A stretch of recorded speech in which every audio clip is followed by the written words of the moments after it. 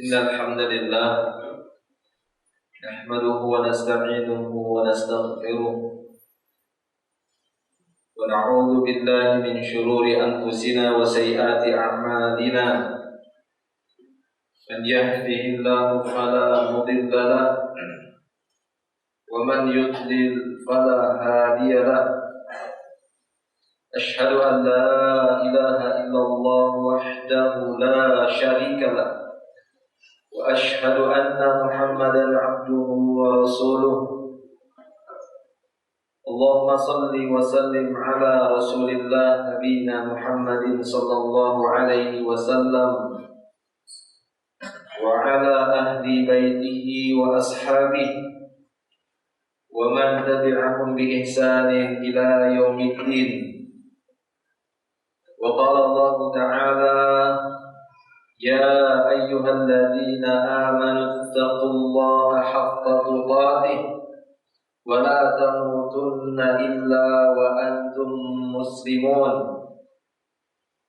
أما بعد فيا عباد الله معاشر المسلمين رحمني ورحمكم الله وأعزكم الله أجمعين. أوصي نفسي وإياكم بتقوى الله فاتقوا الله ما استطعتم فاتقوا الله حيثما كنتم لعلكم تفلحون. Para jamaah kaum muslimin yang dimuliakan oleh Allah Subhanahu wa taala, kita bersyukur kepadanya, memuji Allah Subhanahu wa taala. Dialah satu-satunya yang berhak mendapatkan segala pujian.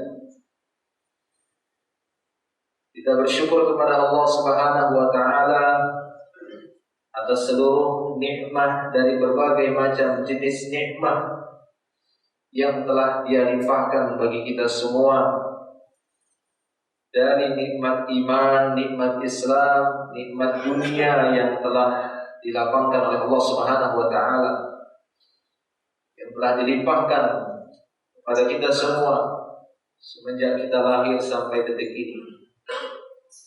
Kaum muslimin yang dimuliakan Allah Subhanahu wa taala, senantiasa kita menjaga ketakwaan dimanapun kita berada. Karena ini sebaik-baik bekal bagi kita semua, bekal menuju akhirat, kehidupan yang abadi yang tidak ada kesudahannya. Adapun kehidupan di dunia telah kita buktikan bersama. Orang tua kita, saudara kita, teman-teman kita telah mendahului kita. Allah Subhanahu wa taala membatasi kehidupan manusia di dunia, tapi tidak di yaumil akhir. Allah kekalkan manusia, abadikan kehidupan mereka abadi di surganya dengan kenikmatan, ataukah sebaliknya abadi di neraka selamanya. Na'udzubillah min adzabil nar. Kita berterima kasih kepada Allah, bersyukur kepadanya yang telah memberikan nikmat iman. Kalau bukan karena keimanan yang telah Allah Ta'ala curahkan, yang telah Ia letakkan di dalam hati kita, walakin Allah habbaba ilaikumul iman, akan tetapi Allah lah yang telah menjadikan iman itu terasa kalian cintai di dalam hati kalian. Zayyanahu fi qulubikum, Dia hiasi iman itu dalam qalbi kalian sehingga terasa indah dan kalian suka dengan keimanan. Kalaulah bukan karena keimanan, niscaya janji bagi kita semua adalah neraka dan kekal. Namun orang-orang yang beriman dijanjikan oleh Allah Subhanahu wa taala mereka kekal di dalam surganya. Oleh karena itu para jemaah yang diberkahi Allah Subhanahu wa taala, kita berusaha untuk mencapai kebahagiaan yang hakiki, melaksanakan segala perintah-perintah Allah dan jauhilah larangan-larangannya. Karena sesungguhnya keimanan itu akan berkurang, akan menipis. Iman itu akan melemah dengan kemaksiatan, sebagaimana yang dijelaskan oleh para ulama, dan inilah i'tiqad ahli sunnah wal jamaah. Al-imanu yazidu bil ta'ah wa yanqusu bil ma'siyah. Iman itu akan naik, menguat, menambah kuat Bertambah kekuatan iman itu dengan ketaatan-ketaatan kepada Allah, tambahlah ketaatan kita. Dan iman itu akan melemah, semakin lama melemah, bahkan bisa hilang. Alhamdulillah. Dengan apa? Dengan kemaksiatan. Sehingga kita berusaha untuk menjaga keimanan ini, meningkatkan keimanan kita, dan berusaha menjauhi larangan-larangan Allah, karena larangan-larangannya tersebut akan melemahkan keimanan dan akan menyebabkan si hamba tadi menjadi orang-orang yang akan dibenci oleh Allah Subhanahu wa taala.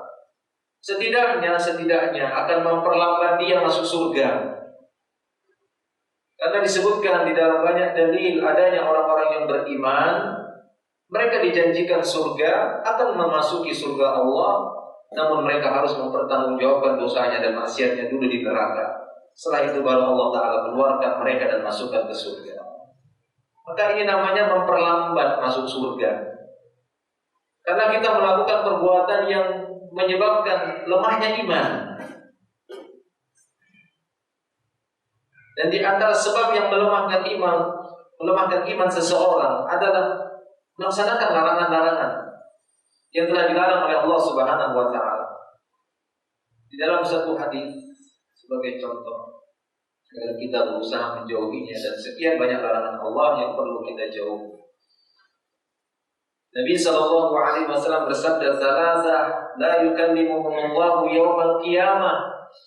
Ada 3 jenis manusia yang tidak diajak bicara oleh Allah pada hari kiamat.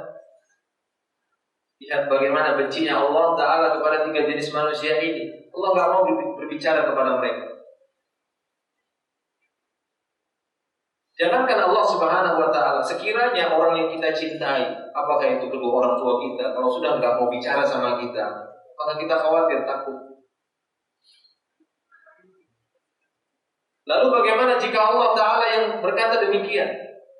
Allah Subhanahu wa Ta'ala tidak mengajak bicaranya. 3 jenis manusia, kata beliau sallallahu alaihi wasallam, la yukallimuhumullahu yaumal qiyamah. 3 jenis manusia yang tidak diajak bicara oleh Allah Subhanahu wa Ta'ala pada hari kiamat. Wala yuzakkihim, dan Allah Ta'ala tidak mensucikan mereka, tidak membersihkan mereka. Wala yanzuru ilaihim, dan Allah tidak mau memandang mereka, buang muka, tidak mau memandang mereka sama sekali. Bahkan tidak hanya itu, kata beliau sallallahu alaihi wasallam, walahum adzabun alim, bagi mereka siksaan yang pedih. Siksaan yang pedih, azab yang pedih. Dia mengatakan 3 jenis manusia ini adalah syaikhun zanin, seorang yang sudah tua renta tapi masih suka berzina.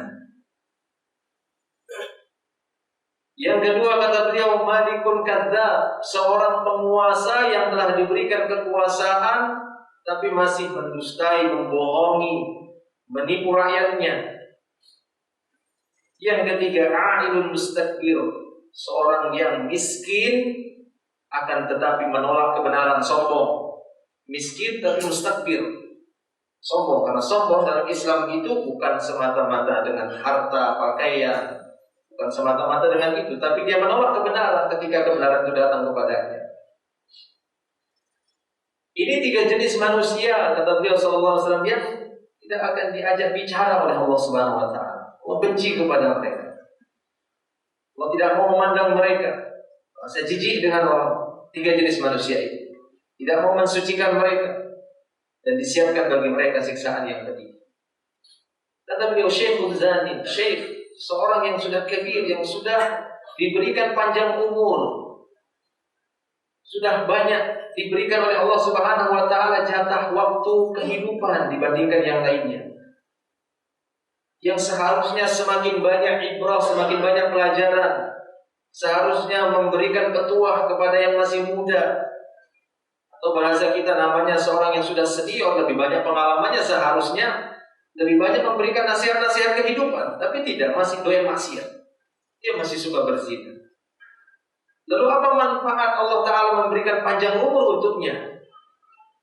Bukankah di dalam surat Fatir Allah Subhanahu wa taala menegur kita semua? Allah Ta'ala mengatakan, awalam nu'ammirkum ma yatadhakkaru fihi man tadhakkar wa ja'akumun nadhir. Kata Allah Subhanahu wa taala, bukankah kami sudah panjangkan umur kalian?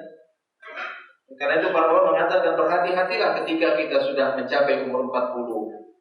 Sudahlah. Ini sudah fase-fase puncak, kemudian masuk kepada fase syekh ataupun orang yang sudah tua. Harus lebih waspada dan hati-hati di dalam memanfaatkan umurnya. Semaksimalnya dia upayakan untuk memanajemen waktunya agar lebih banyak kepada ketaatan dan pendekatan diri kepada Allah. Apalagi sudah di atas 40. Ini bukan berarti orang yang di bawah 40 masih bebas, benda. Banyak juga di bawah 40 yang dicabut nyawanya duluan oleh Allah Subhanahu wa taala. Artinya kita jangan merasa terbebas dari pandangan Allah, dari pengawasan Allah Rabb kita. Yang kita yakini bersama bahwasanya Dialah yang menciptakan kita dan Dia telah memberikan kepada kita nikmat iman sehingga kita merasakan nikmat itu. Jangan kita berkhianat dengan iman yang telah diberikan oleh Allah Subhanahu wa taala. Hendaknya amanah dengan iman yang telah diberikan oleh Allah, Islam yang diberikan oleh Allah Subhanahu wa taala. Maka para jamaah Allah Subhanahu wa taala, ini salah satu hadis yang menyebutkan bagaimana kerugian yang akan dialami oleh orang-orang yang melaksanakan melanggar larangan-larangan Allah Subhanahu wa taala, tidak bersyukur kepadanya. Seharusnya umur yang panjang itu dia syukuri. Dia manfaatkan umur yang panjang itu untuk lebih taat kepada Allah. Semakin bertambah umur, jangan semakin parah. Semakin bertambah umur, harusnya semakin bertambah dia kebaikannya, bertambah amal solehnya, semakin dekat dia kepada Rabb-nya, karena sudah semakin sedikit jatah kehidupannya. Jadi panjang umur itu bertambah umur, bukan semakin panjang umur kita, sudah semakin dekat dengan ajal. Tapi kenapa semakin dia bermaksiat? Kenapa masih berbuat zina? Yang kedua kata Nabi SAW, Malikun Kadzdzab, seorang penguasa yang telah diberikan kekuasaan, seharusnya dia bertambah dekat kepada Allah, bertambah takut karena akan dimintai pertanggungjawaban atas kekuasaan yang diberikan oleh Allah Ta'ala kepadanya. Lalu kenapa dia malah menipu rakyatnya? Bahkan dalam hadisnya Nabi SAW dengan tegas mengatakan, riwayat Imam Muslim dan yang lainnya, "Ma min 'abdin yastar'ihi Allahu ra'iyatan," rakyat dari bahasa Arab, rakyat kita bilang ra'iyah dalam bahasa Arab. Tidaklah seorang hamba yang Allah angkat dia untuk mengurusi urusan rakyat, urusan rakyat. Wa huwa yamut yauma yamut wa huwa khashun li ra'iyatihi. Pada hari dia meninggal dunia dalam keadaan menipu rakyatnya, illa haramallahu alaihi jannah, melainkan Allah akan mengharamkannya surga. Alhamdulillah. Nabi SAW Allah akan mengharamkan dia surga. Sama seperti tadi, umur sudah dikasih banyak, panjang, tidak bersyukur. Kekuasaan sudah dikasih banyak, tidak bersyukur kepada Allah, tidak melaksanakan kekuasaan. Sama halnya juga yang ketiga kata beliau, adilun mustakbir. Seorang yang adil maksudnya orang yang tidak memiliki harta yang banyak, orang miskin bahasanya, fakir, yang kesulitan di dalam mencari makan, kebutuhan pokok, tapi mustakbir, kibr, sombong. Tapi Sallallahu Alaihi Wasallam dalam hadis yang lain, dia mendefinisikan apa itu sombong versi Islam. Al-kibr batalul haq wa ghamtun nas. Sombong itu kata beliau menolak kebenaran dan merendahkan orang lain, menganggap orang rendah di bawah dia semuanya. Miskin tapi orang di bawah dianggapnya semua rendah. Dia tolak apa yang datang dari selain dia. Sombong. Allah Ta'ala tidak suka. Seharusnya ketika Allah Ta'ala menguji dia dengan kemiskinan, ini memudahkan dia untuk tawadhu. Ya, lebih memudahkan dia untuk tawadhu. Tapi kenapa dia takabur? Kebalikan tawadhu itu takabur, merasa besar. Kabir, makanya Allahu Akbar disebut Allahu Akbar karena Allah Ta'ala yang paling berhak merasa paling besar. Dia paling berhak untuk menyatakan dirinya paling besar, Allah. Kalau kita kita nggak berhak kita merasa diri kita paling besar, karena ternyata masih ada yang lebih hebat dari kita.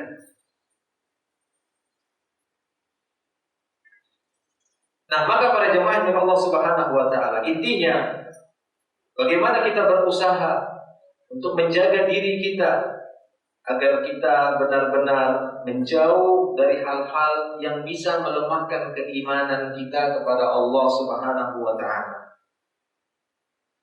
Karena kalau bukan karena keimanan ini yang telah dilimpahkan oleh Allah Subhanahu wa taala, kita telah dipilih olehnya untuk mendapatkan keimanan sebagaimana yang kita sebutkan tadi.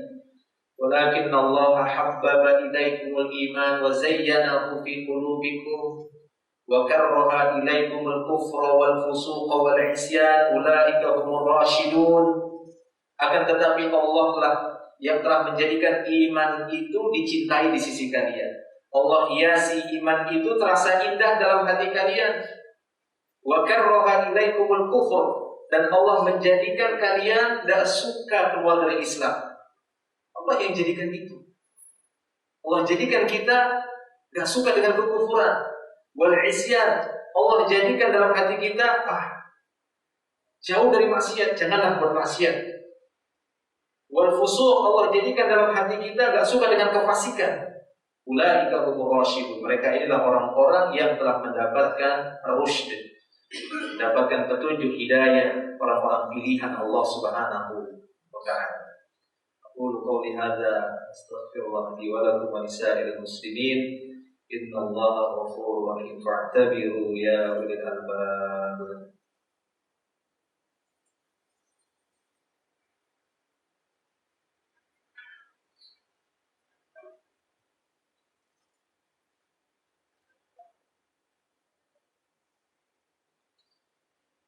Alhamdulillahi Rabbil Alamin, wassalatu wassalamu ala ashrafil anbiya'i wal mursalin nabiyina Muhammadin sallallahu alaihi wasallam wa ala alihi wa ashabihi wa man tabi'ahum bi ihsanin ila yaumiddin, amma ba'du. Ma'asyiral muslimin rahimani wa rahimakumullah. Dalam sebuah hadis Nabi sallallahu alaihi wasallam bersabda, "Jaddidu imanakum." Kata beliau, perbaharuilah keimanan kalian. Jaddidu imanakum, perbaharuilah iman kalian. Para sahabat bertanya, ya Rasulullah, gimana memperbaharui iman? Kata beliau, aksiru biqauli la ilaha illallah. Salah satu caranya, di antara sekian banyak cara untuk meningkatkan keimanan, menyegarkan keimanan, memperbaharui keimanan, sering-seringlah kalian mengucapkan la ilaha illallah. Kalimat tauhid, sebuah pengakuan dari seorang hamba. Kalimat la ilaha menunjukkan tidak ada ilah. Bahkan hawa nafsunya itu tidak pernah dia ikuti, lebih dia ikuti perintah Allah. Dalam surat Al-Jathiyah Allah Ta'ala mengatakan, afara'aita man ittakhadha ilahahu hawahu. Ya Muhammad, pernahkah engkau melihat orang-orang yang menjadikan hawa nafsunya sebagai ilahnya? Padahal lisannya mengatakan apa? La ilaha illallah. Tidak ada ilah yang berhak diikuti, ditaati kecuali Allah saja. Tapi ternyata dia menjadikan hawa nafsunya sebagai Tuhannya, sebagai ilahnya. Rabbnya memanggil dia hayya 'alas shalah, tapi hawa nafsunya mengatakan jangan, lakukan yang ini saja. Ditinggalkan sholat, tidak sholat dia. Maka orang-orang seperti ini telah melawan la ilaha illallahnya tadi. Dia jadikan hawa nafsunya sebagai ikutannya, sebagai ilahnya. Seakan-akan seperti sesembahannya. Dia tinggalkan panggilan Rabbnya, panggilan Allah, panggilan penciptanya yang menyuruh dia untuk sujud di waktu itu dengan beberapa rakaat saja. Oleh karena itu, yang dimaksud oleh Nabi SAW memperbaharui iman dengan kalimat la ilaha illallah adalah benar-benar pengakuan seorang hamba. Benar-benar dia ngaku, benar tidak ada ilah yang berhak diibadahi, ditaati kecuali dia saja. Sehingga benar-benar ketika Allah memanggil dia untuk sholat, dia kerjakan. Memanggil dia untuk haji, ada hartanya, dia haji, dia umrah. Memanggil dia untuk berpuasa di bulan Ramadan, dia puasa. Memanggil dia untuk baca Quran di waktu-waktu yang sangat disukai baca Quran, dia baca Quran. memanggil dia untuk berzikir kepada Allah, mengingat Allah di waktu-waktu tertentu pagi dan petang, dia zikir pagi dan petang. Ini benar-benar orang yang mengatakan la ilaha illallah. Dia akan memperbarui iman, menaikkan iman seseorang sehingga meningkat keimanannya, naik keimanannya. Karena setiap orang tidak mengetahui dalam kondisi apa dia diwafatkan oleh Allah. Setiap orang tidak mengetahui. Setiap orang mungkin berangan-angan, moga-moga saya diwafatkan oleh Allah dalam keadaan iman lagi kuat. Tapi kalau tidak ada usaha, maka usahakan. Setiap saat kita memperbaharui iman kita, meningkatkan iman kita, karena kita tidak tahu ajal. Dengan usaha itu, moga-moga kita diwafatkan oleh Allah dalam keadaan iman kita kuat. Iman kita meningkat pada saat itu, sehingga Allah Subhanahu wa Ta'ala ridho kepada kita saat kita bertemu dengannya. Allahumma salli ala Muhammad wa ala ali Muhammad kama sallaita ala Ibrahim wa ala ali Ibrahim innaka Hamidum Majid. Allahumma barik ala Muhammad wa ala ali Muhammad kama barakta ala Ibrahim wa ala ali Ibrahim innaka Hamidum Majid. Allahumma ighfir lana wa lil muslimin wal muslimat wal mu'minin wal mu'minat wal ahya'i minhum wal amwat innaka antal ghafurur rahim. Rabbana la tuzigh qulubana ba'da idh hadaytana wa hab lana min ladunka rahmah innaka antal wahhab. Ya muqallibal qulub tsabbit qulubana ala dinika wa ta'atik. Allahumma inna nas'aluka as-salama wal 'afiyah fid dunya wal akhirah. Rabbana atina fid dunya hasanah wa fil akhirati hasanah wa qina adzabannar. Wa sallallahu wa sallama ala nabiyyina Muhammadin wa ala alihi wa sahbihi ajma'in. Akhiru da'wana alhamdulillahi rabbil alamin. Aqimus shalah.